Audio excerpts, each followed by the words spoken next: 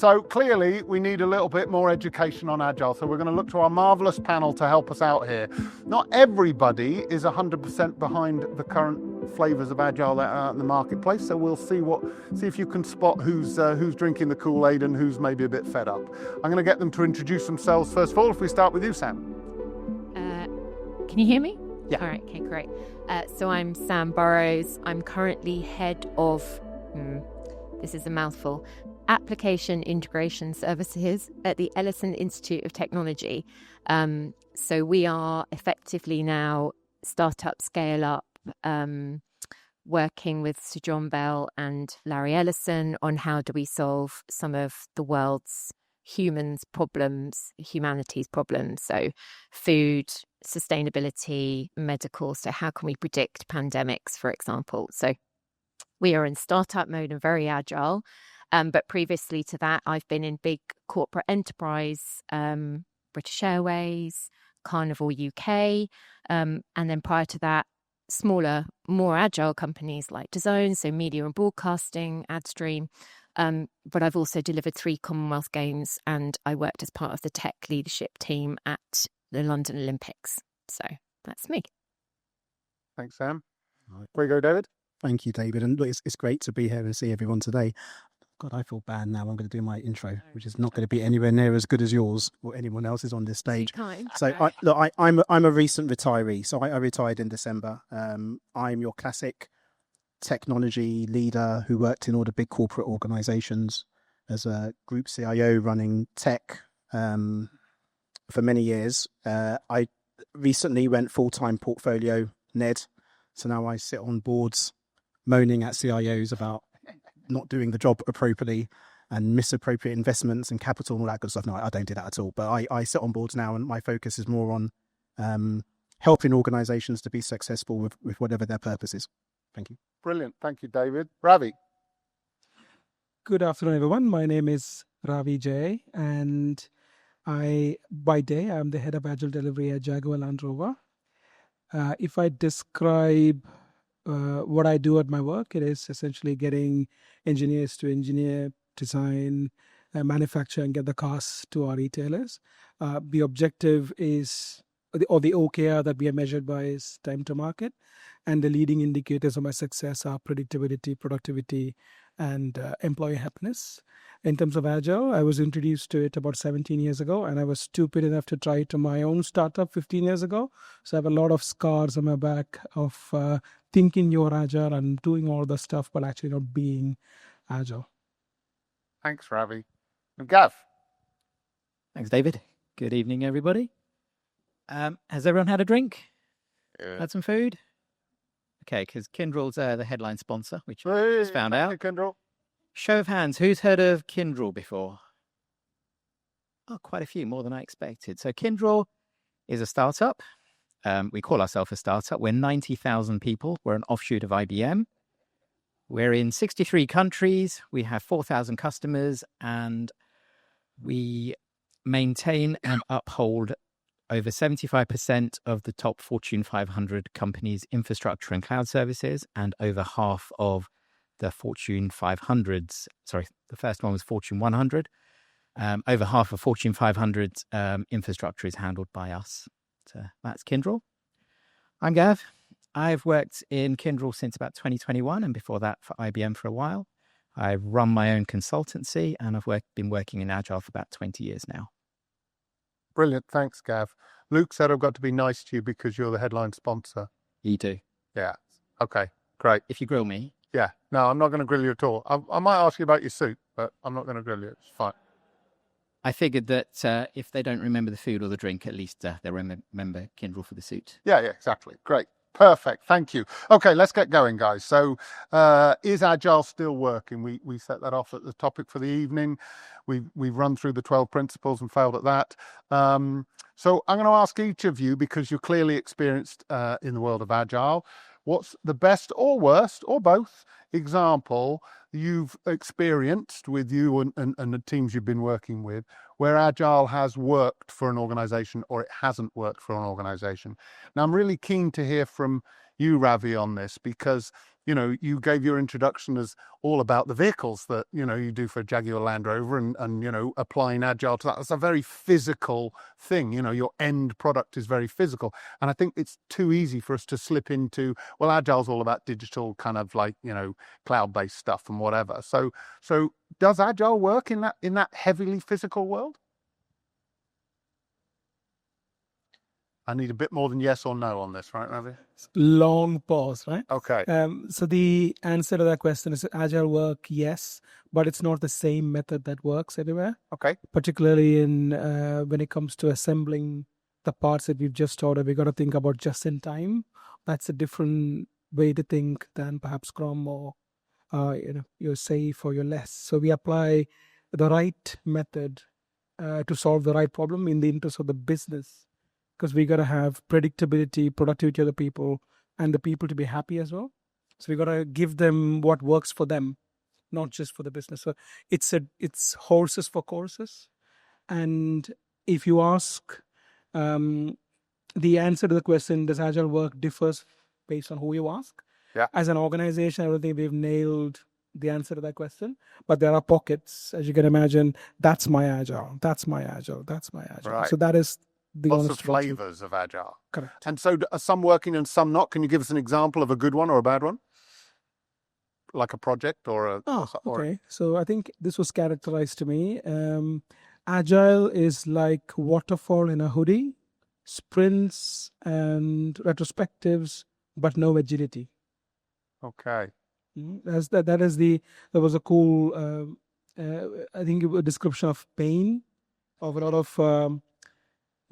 what is it? You pretend to do stuff just to show that you're doing stuff, but actually it's of no value and everybody's crying, just trying to stand up when you don't have to stand. Okay. Yes. I'm trying to read where you are on Agile, Rav, and I'm not getting a reading. So I'm gonna brew on that and I'm gonna come back to it. But Sam, let's just stick with the whole physical world because you've worked for British Airways, you worked for Carnival, planes and boats. They're quite big and physical, right? What's Agile doing in those worlds, and were you successful there or not? Yeah, I mean, look, my view on Agile, which I'm going to support Giles on here, is it's actually a mindset rather than specific frameworks or tooling, really. And you talk about, lots of the 12 principles here, some of which we didn't talk about, but the real value is the customer or the guest and the end user, but also the colleagues, etc. I sit on the fence a little bit with Agile. I'm a great believer in it because I believe in this open mindset. But when you are delivering planes, operations, or you have 12 ships in the middle of oceans, you have to build infrastructure. And when you're building infrastructure, you probably want to follow a more sequential, and they say sequential, not waterfall, sequential delivery, which may or may not run in parallel. And you have to have more gates because there's safety involved in all of that, and how you manage planes and load planes and turn things around. So I think they can actually sit really well together. Where it's been badly done, is projects that are ever going on, and that's badly managed sequential delivery, right, where scope is, you've got scope creep. You're never delivering anything. You've promised something in 18 months and you can't deliver that because you've run out of money and you're going back. Whereas if you can deliver little and often or frequently, your leadership will understand and the business will see you delivering that value more often, so are more likely to open the purse strings and allow you to follow that. So I think you can sit in both camps. I think it's great that you're seeing the balance there and recognizing that it works in some situations, but there might have to be other deliverables or focus that just aren't suitable to it. But somehow you run them alongside it and you manage it between the two. I think that sort of pragmatism is a good starter for people who have been burnt a little bit, right? Yeah. Where it's worked really, really well is the Olympic Games, for example. That is the most ultimate deadline-driven. They wouldn't move it for you? Organisation you're ever going to work for. those dates are set in stone, and if you don't deliver it. Yeah. But the agile mindset came in where, okay, it was 3:00 in the morning and we are shoveling wood chip onto pathways for volunteers to come in, and we're picking up slugs off carpets. But the agility and the ability to step in and adapt in those situations, you've got sequential delivery, but lots of people with an open mindset to work together, to collaborate, to deliver for the ultimate customer guest experience. Right. That's the bit. That's Which is the kind of mindset. agile with a small a everywhere, right? As a Exactly. mindset. I like that. I like that. David, what do you think about all of this? Good. Are we drinking the Kool-Aid here or what? Thank you, David. 2 Davids on stage. Can I Two good-looking Davids, well, let's be maybe clear just about one. that. I'm not sure I am, but can I just want a show of hands for a minute? This will help me to understand the context. How many of you work for listed companies? You just put your hands up. How many of you work for fintech type organizations? How many of you work for yourselves and have your own businesses? Okay, all right. So look, I'll take it a step back, right? I'll take it from my context and my experience, because that's the best way of going about this. Most of the organizations I've worked with, in fact, all the organizations have been listed, which means you have shareholders and people that deploy their capital.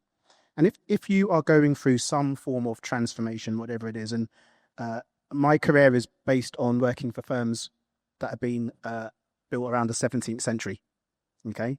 So I've spent all my career in BFSI, working for very old institutions, which means they're very difficult to change.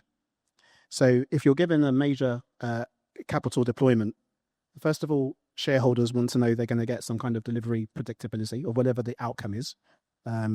The second is, if you are accountable for that delivery to the board and to the shareholders, you sort of want to keep your job. So it's very difficult. And I love what Giles said earlier, right? It's very difficult when you're working with boards, with executives, with CEOs who are under quarterly pressure to turn around and say, I'm going to absolutely change everything in the organization. I want huge amounts of buying from the business. We're under huge amounts of pressure to bring in revenue, create cost efficiency. And I want to change how we do our products. I want to change our team demographic. I want to change our capability. I want to change our technology, our tooling, which normally for me, it's always mainframe technology, right? And do something completely different. That's a huge leap of faith. So I love your point around mindset, right? If the mindset's not there and you don't have the buy-in, don't go there. Read the book. I'll read the book, right? But don't go there. What I would say is figure out the conditions of your organization and what will work. And there might be some introductions into Agile. You can bring some of these techniques in. You don't have to bring all of them in. And what I've learned over the years is good and bad, and I made many mistakes. Some of these techniques really work and are really valuable to not just improve delivery performance or product enhancements or whatever it is, but actually create the health of your team, David, right?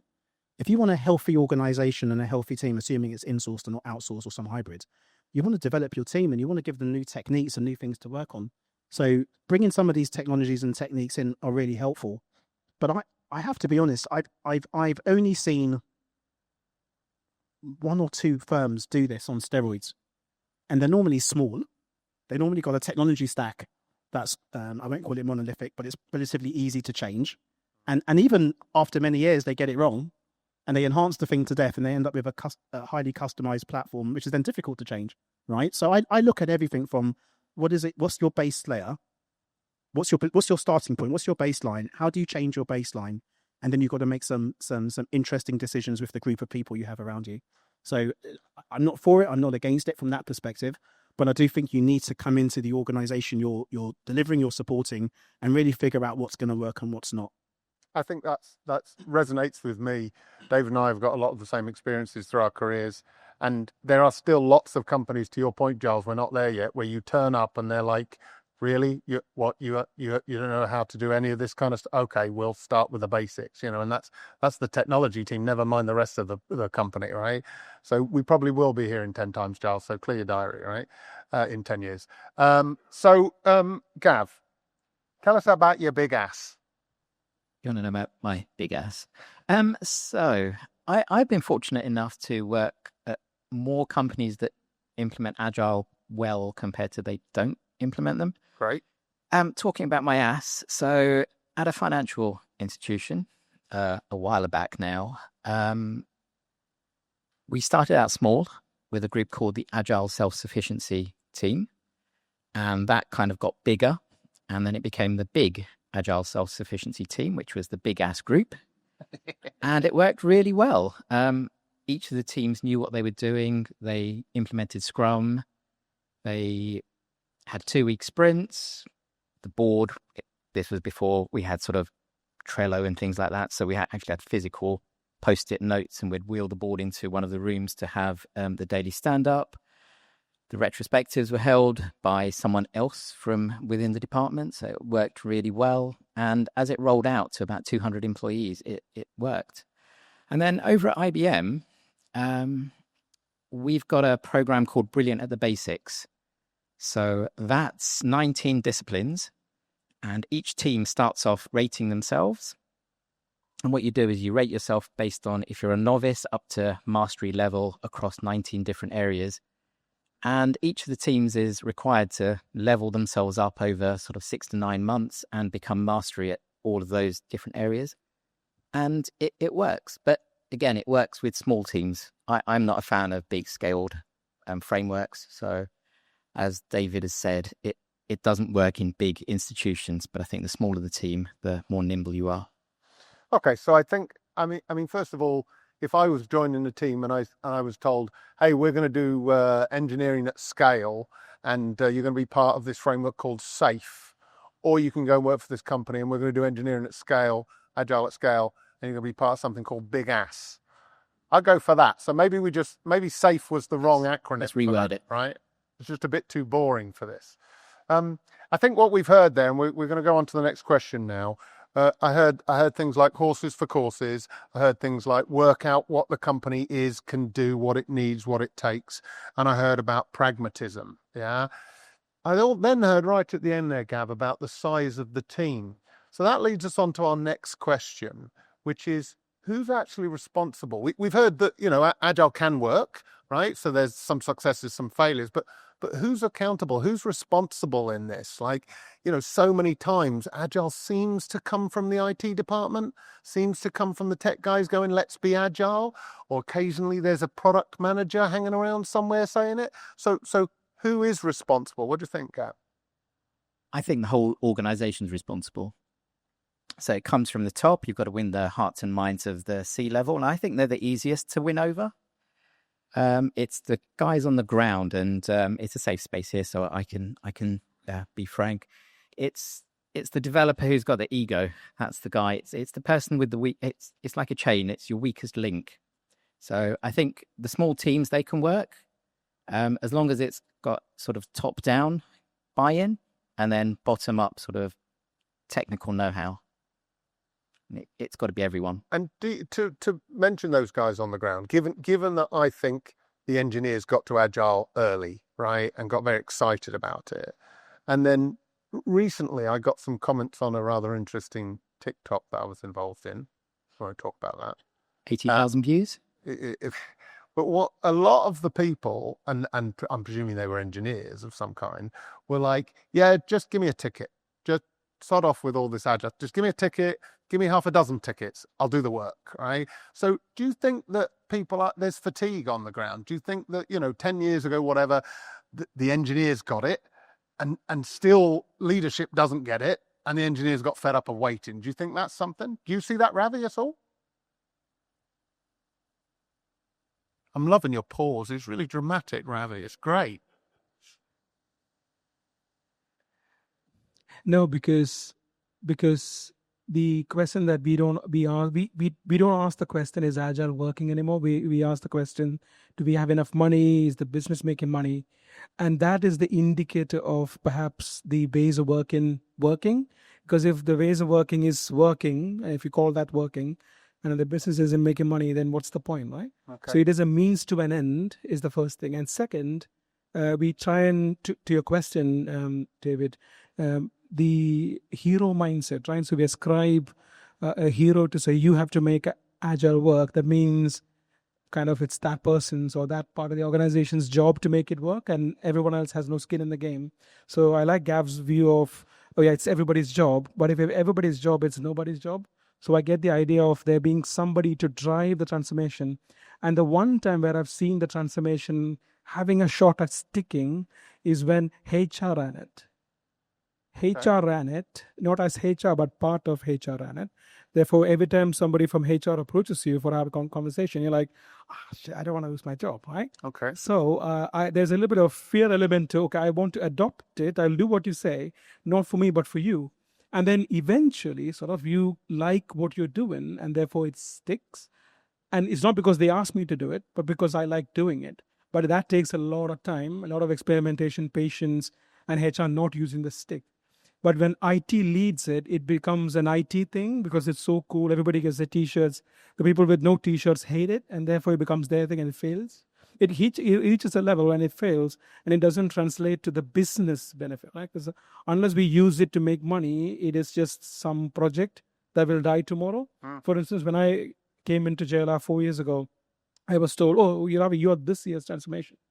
Next year, it'll be David. And the year after that, it was Giles. And the last year was Adam, right? I didn't want to do that. I wanted to be, this is the last transformation we'll have for a few years. And we've been transforming for 4 years. So there's something we are doing right. And what we are doing right is perhaps not having that hero and driving it out of HR. It probably wouldn't work everywhere, but this is an example of where it's sort of sticking. I love the fact that you're definitely agreeing it shouldn't be just an IT driven thing by itself. I don't know what I was expecting. I wasn't expecting HR leading the agile transformation, but maybe that works. Maybe that in itself is a bit of forward thinking. David, where are you on this? Because I know you think you're either in or you're out, right? Yeah. Every organization needs accountability, right? So I'll go from my context. If you're deploying your capital, and normally the capital I would have been responsible for would be several $100 million sterling, right? It's the CEO. Let's be very clear, right? The CEO has decided he or she wants to transform some part of the organization or the organization. Technology is underpinning that transformation, and it's taken a sizable amount of the capital to do that. They are responsible to shareholders to explain how that capital is being appropriated into the organization, and then what return you're going to get from that. And what's really interesting is we talked about how do you measure value, right? If you're not really talking in terms of return on equity, return on investment, net present value, payback periods, what was it like in the organization before? What is it like in the organization now? How do you know Agile's working? Right? It can't just be a way of working, and it can't just be I feel good every day coming into the office because I get to mess around with Jira, right?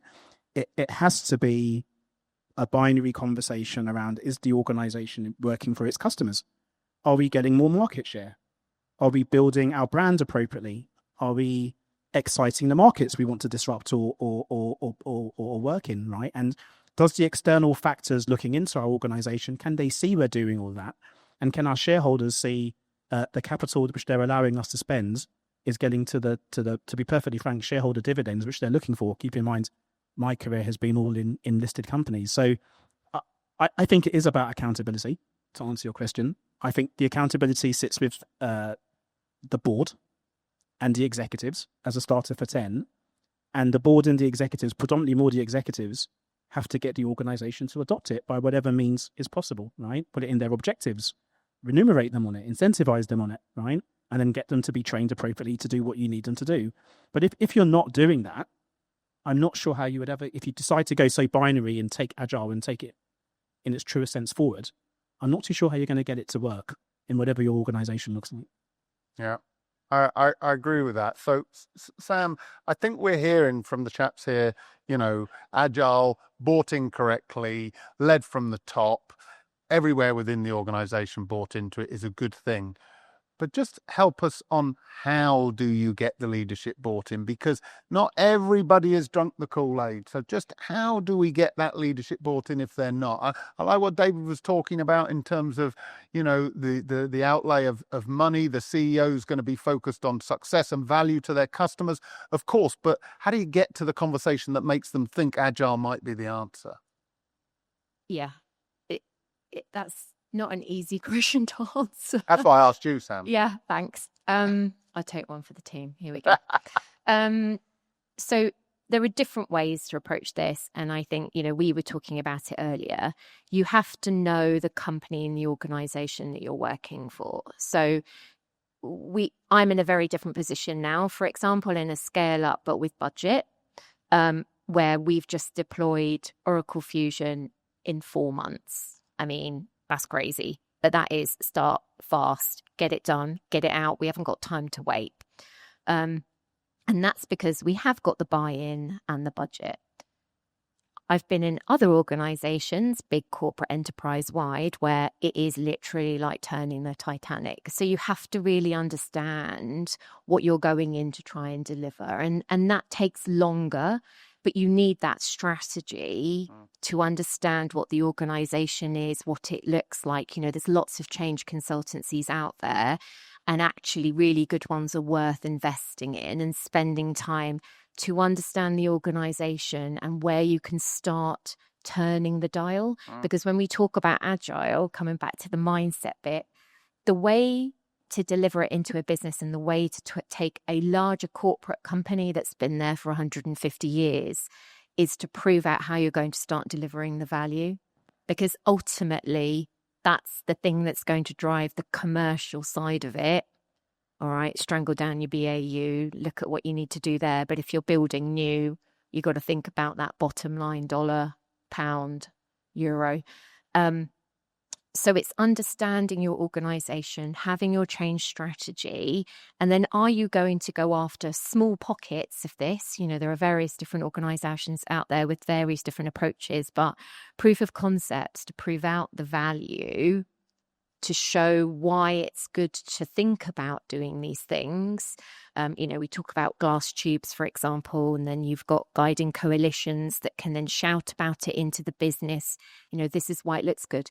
Then very quickly whether it's going to be adopted or not, because soon enough, if, actually you're showing other parts of the organization might not be working, that might not be the right place for an agile mindset. Where technology can drive it is proving that out and why that. We all know technology, I'm going to say this, technology isn't difficult. And we talked about it's the people and process and the organization that they're in, and you have to change that mindset and that culture. I think you did well at that question. So thank you. That's all right. Okay, so we're going to come back to you on the mindset, right? Because I think that involves part of the answer to the next question. So we've understood that Agile can be successful. We've all got some experience of that. That's great. We've understood that it's only really likely to be successful if we get complete buy-in, top down and across the whole organization. So we're all going to do Agile. We're all going to go back to our desk tomorrow. We're all bought in. We're doing it, right? That's great. Have we reached the promised land yet of no waste and quick iterative delivery? Because that is definitely in there. You do Agile. Tech debt will be a thing of the past. Everything will get delivered, by the end of a 2-week sprint. It'll be great. I mean, is that true? Is that what Agile is giving us? Because to your point about a proof of concept, I'm a CEO. That's what I want to see. I want to see that at the end of my proof of concept, and you'll probably sell it to me at the end of the proof of concept. Is that it? Is it going to happen all the time? Look, not taking tech debt is a load of rubbish. Like, full stop. There is tech debt. Especially and coming from 2 large corporate organizations. In reality, if you have 650 applications and services, 85% of which are end of life and out of support, and you've got to build a brand new set of systems, at some point you are going to have to accept tech debt, because you are going to have to make some decisions on delivering value for the guest or the customer or the colleague. And so you're going to have to accept that. That's the reality of it. The promised land, I think, unless you are a small startup where you can accept that, that's the reality of it. I think how you sell that in is by the proof of concept or showing that value that you're going to get out of it. And in lots of cases for bigger corporate, the reality of hitting a wall and not being able to deliver any services sometimes is the bottom line of that conversation. Okay. So I'm a bit disappointed. I've got waste and tech debt. I've got to live with those. Gav, help me out here, right? There's a way I can get rid of these. I can do it, right? I'm sorry, I'm with Sam here. Oh, okay. So if I can answer the iterative delivery first. Yeah. Let's think of Amazon, who deliver 125,000 releases a day every 11.7 seconds. Yeah. That's iterative. They've reached utopia. Talking about waste, I think we should embrace waste. I don't see a problem with it. We're agile, so we should fail fast, pivot, try again. And also, we should experiment. We should uncover better ways of working. And if that creates some waste, then so be it. As long as we can go back and not have a mountain of waste, let's embrace it. I'm not being sold here. Ravi, help me out. We can throw tools at this, can't we? I think the promised land is a moving target because money cannot buy Instagram soup that you can sleep on after, or you cannot buy your Facebook pillow that you can sleep on after eating some chicken TikTok or agile chili.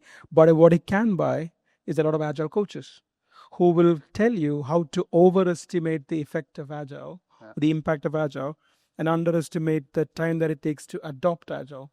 So therefore, I just think this is a moving target, which, it just gets moved to the next year, or today its flavor is tech debt. Tomorrow we'll talk about something else. I only care about one thing: is the business making money? If the business is making money, you get more money to play around with whatever you want to do, which is agile. If the business isn't making money, you got to stop doing whatever you're doing, do a different thing. Okay. But David, help me out here, right? So I want to know if my agile's working. I want to know if it's driven down my tech debt. I want to know if I'm getting good at iterative delivery, right? So how do I measure this? What am I doing here? How do I know that it's doing what I need it to do? Yeah, look, I think it's a great question, and I don't think that's the right question from that perspective, right? What I would say to you is, you need to look at agile for your organization and scope it. What does it need to achieve for you, right? If you walk into a conversation with your executives or your peers and you say exactly that, we all have zero defect platform. We will do releases every 2 hours, right? Just give me 300 million and give me 5 years and I'll get us there. I don't think you're going to be in the job very long. I think you need to turn around to the organization and say, what are we trying to solve for as a business? What's our business strategy? What are we trying to solve for? And you then need to be clear, right? And I'm going to make this up, if it's time to market and we're just miserable with our competitors who beat us to the punch every time, they get products out there a lot quicker than us, they're priced appropriately, all that good stuff, then solve for that.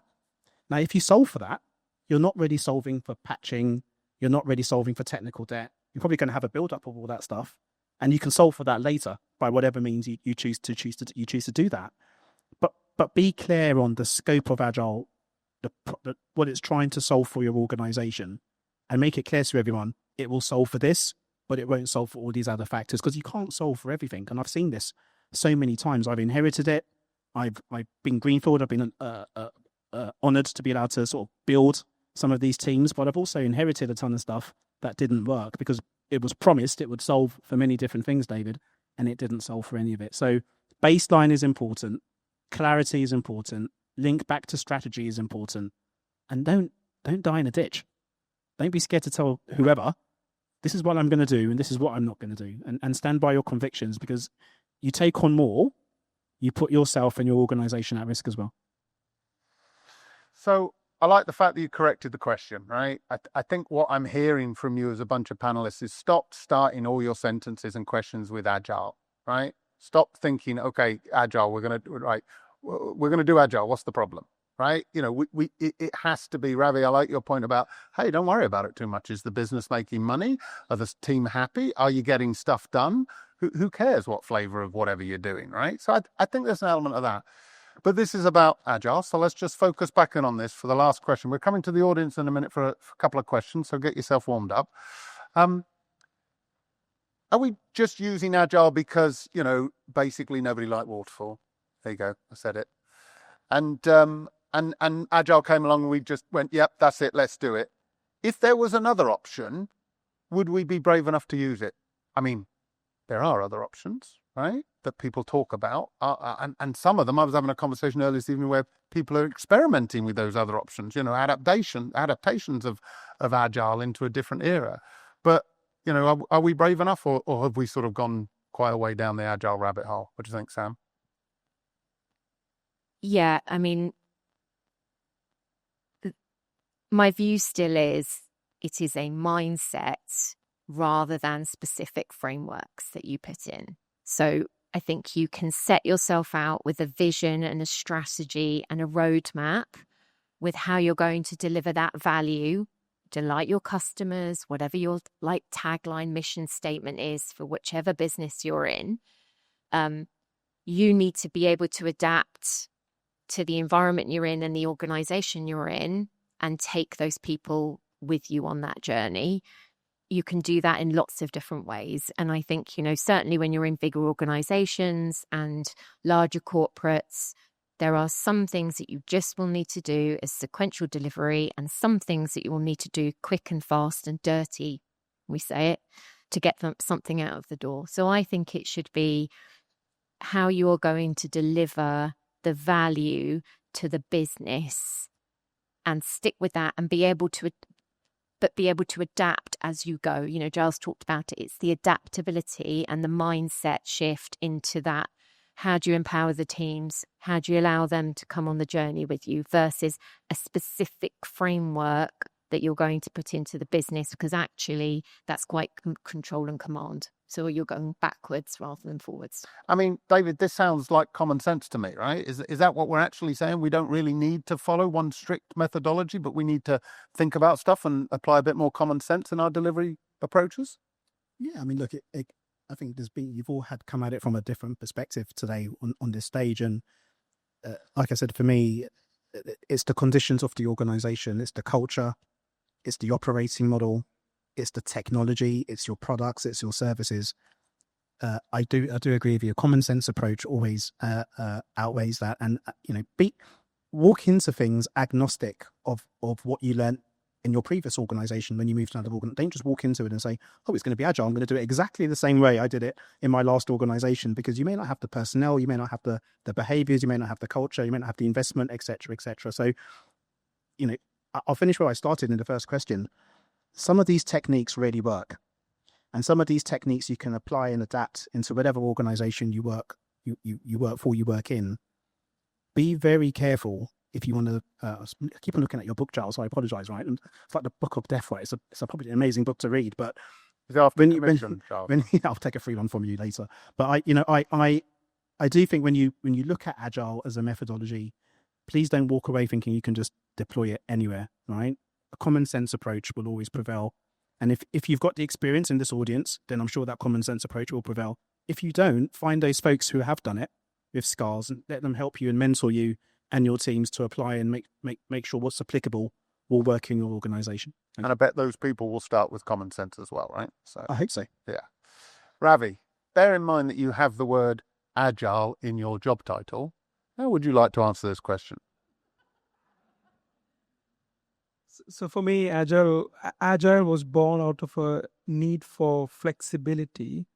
Ironically, we've become very strict and rigid about how we use Agile. So for example, if Mark or Gerard came to me and said, "Here's a cool new thing, try this," I'll probably try it, even if it's in my title. Okay. So you're willing to be adaptable. Excellent. To make money. Yeah, to make money. We've got that you're focused on the money, Ravi. Don't worry, mate. We've got it. It's good. It's not a bad thing, okay? It's all right. Gav, it's all rainbows and unicorns in Kyndryl world in Agile, right? It's all rainbows and unicorns. Yeah. I want to go back to the manifesto, the values. So it's my God. As what we said earlier, it's people over process, it's over working software over documentation. So as Giles said, it's you can't go into a company and follow it by the 16-page Scrum guide. You've got to be practical, you've got to be flexible, it's got to work for you, and it's your ways of working. So you can't just say we're going to be agile and that's it. You've got to deliver valuable business outcomes, whatever way that is for you. I think we've learned a lot from our panel here this evening. I think we've learned a little bit about pragmatism. I think we've learned a little bit about focusing on the business, delivery outcomes and the value that delivers, not getting caught up in, too much in the ceremonies and the detail. And then Gav at the end there brought us back to the 12 principles, which none of this lot can remember. But Google it, it's useful. And I do. I mean, I couldn't remember all of them, right? But I was reading them so that I could rip this lot. And actually, they're just principles, right? They're not hard and fast laws. You don't have to do them in some logical order. You can take a common sense approach to them. But they are worth having a read because I feel that there's some good value in there. Can we just thank our panel for their contributions?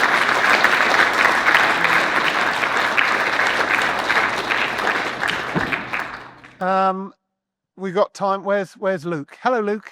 Have we got time for some questions? Ah, fabulous. The incredibly handsome chap called James at the back with his hand up. Hello. Yeah, there you go. It's all right. So, like, I've been in the Agile world, let's say, for 12-ish years now. Lots of talk about process, not much about people. I guess the common trend, so I'm like mid-30s, the common trend in my peer group is no one stays at a job longer than a year and a half, 2 years more. In fact, it's almost a joke when people say, no, 2 years, like celebrating track.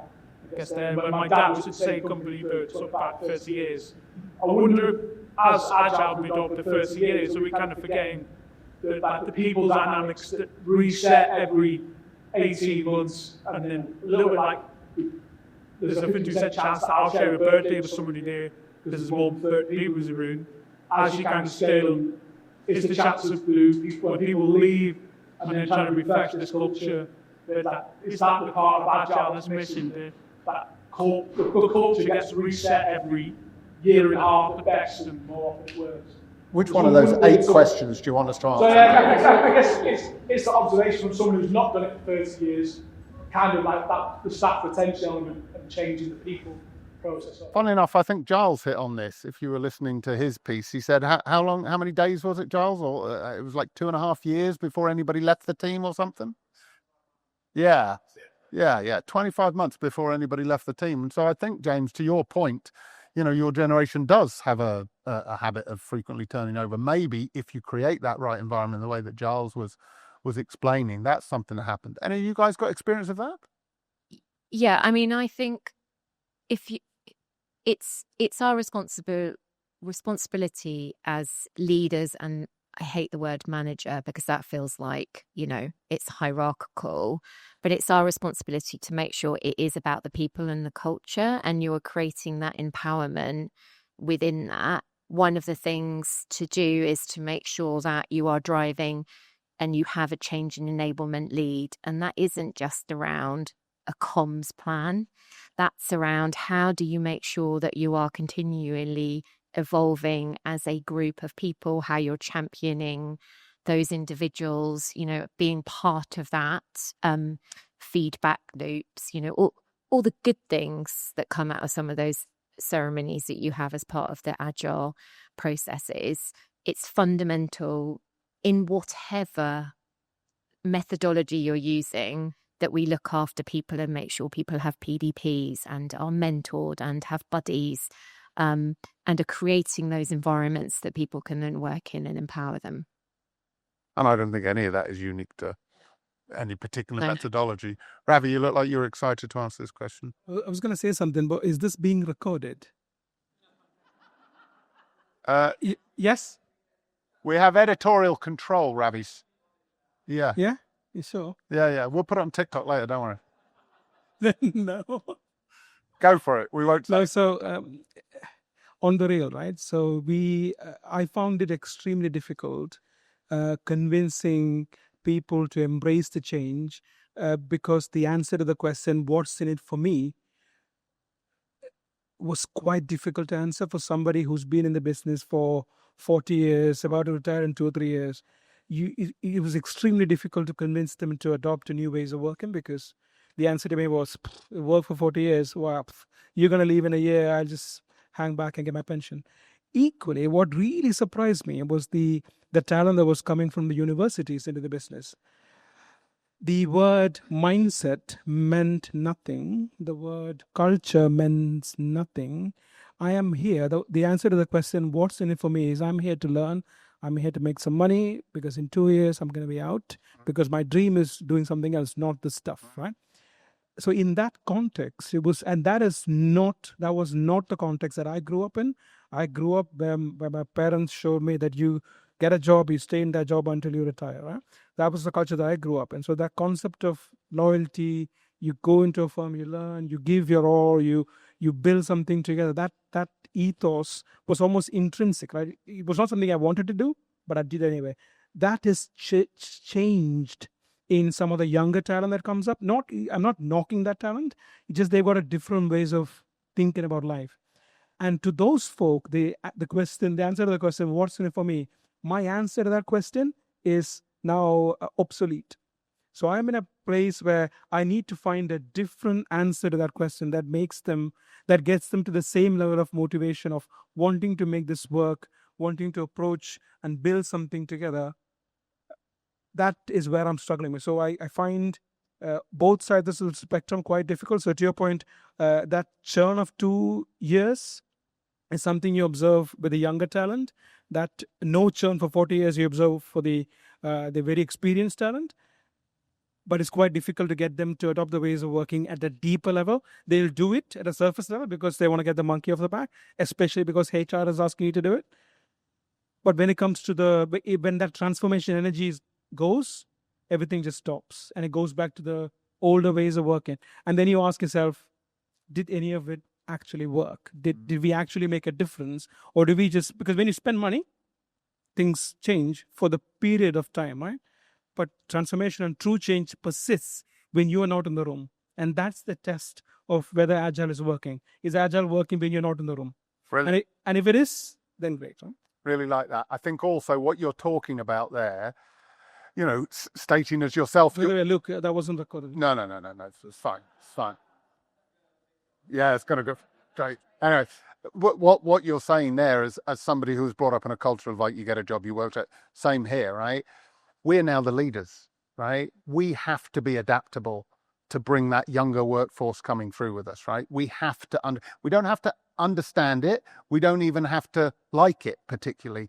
But if we want them to operate in our organization and get value out of them for our company and our customers, then we've got to adapt like that. And so I think the fact that you recognize that, Ravi, gives you that first chance to try and adapt that. Let's have another question. We've got one more question. Hello, yes. Oh, have we got a microphone? Oh, look at this. Thank you, Ravi. Thank you. You're redundant, Luke. Forget it. And as you mentioned, Agile become usually either a tech team team or a business team. And my question to you is, have you seen the unity between business and tech teams within Agile? And if so, what helped to build that? Have we seen a unity team? Yeah, a unity. Like usually if tech team adopt Agile, then business team think, oh, it's lame, we don't want to do it. And if business team start to speak, let's do Agile, then tech team do whatever, but not the Agile. Great. Thank you, Alexandra.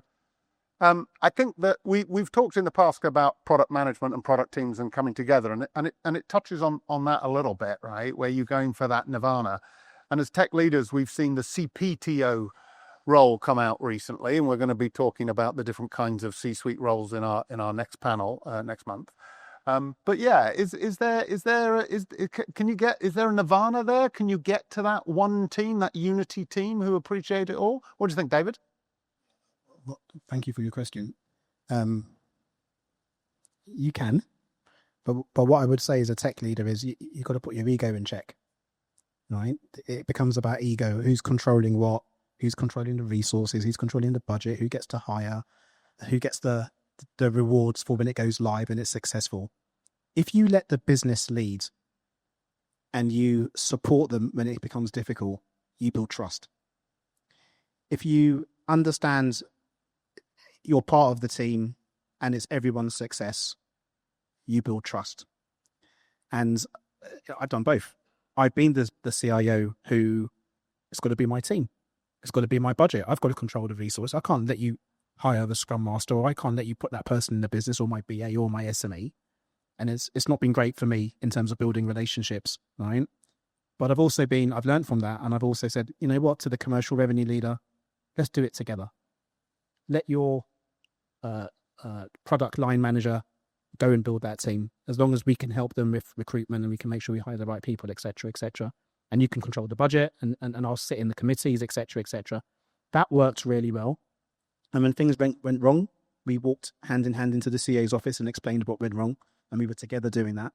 And when things were done well, you get the plaudits as well. So I think there's something in relationship, personal behavior, and how you want to make it work leads to the right outcome. David, you sound very mature. I mean, we're just technologists. We're the greatest, aren't we? Don't we have to own everything? And aren't we cleverer than? I'm rubbing them the wrong way on purpose. Sam, is he right? Is that how it is? It all about partnership and yeah. Okay, that's it. We're done. Oh, sorry, go on. I think it is. You coming back to, you can start small. So go and find those change champions within the business. I mean, we talk about stakeholder relationships here, but, where there are some that are, a little bit fed up of things not being delivered. And, we've all gone into companies and businesses and said, okay, let's spend some time unpicking, all skeletons out the closets, let's understand what's going on and let's get under the skin of it. Now we can look at what that strategy is going to be and how we're going to deliver it. Through that, you'll uncover in those questionnaires we all do, why isn't tech delivering? We're sick of tech not delivering. Then you go to those business partners, okay, it would be great then, could you come on this journey with us?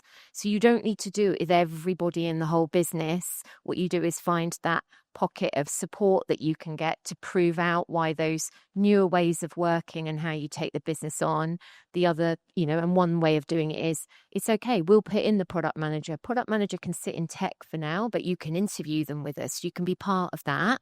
And then longer term, they'll go to you, because actually tech is business. So we talk a lot about business on one side and tech on the other. And in reality, you're all trying to deliver for the shareholders, or, to hit the budget for the So we've got to actually stop talking about tech and business. We actually just have to talk about, we are part of the business. Brilliant.